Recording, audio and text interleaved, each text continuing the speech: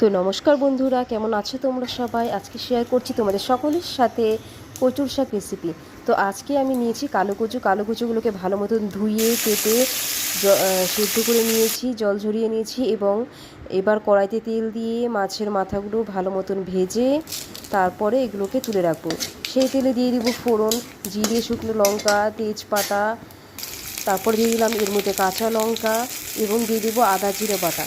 এগুলোকে ভালো মতন কষিয়ে এর মধ্যে দিয়ে দিব সেই ভেজে রাখা মাছের মাথাগুলো। এগুলোকে একটু ভালো মতন কষিয়ে সেই সেদ্ধ করে রাখা যে কচুগুলো ছিল সেগুলোকে দিয়ে দিব এবং এর ওপরে দিয়ে দিব নুন, হলুদ। কতক্ষণ নেড়ে চেড়ে দিয়ে দেবো এর মধ্যে সামান্য চিনি। তারপরে বাস রেডি হয়ে গেল আমাদের দারুণ সুস্বাদু কচু শাকের রেসিপি। খেতে কিন্তু অসাধারণ হয়েছে, কী বলবো বন্ধু, তোমরা অবশ্যই বাড়িতে ট্রাই করে দেখবে। খুবই সিম্পল রেসিপি তোমাদের সকলের সাথে শেয়ার করলাম। Tata, bye bye.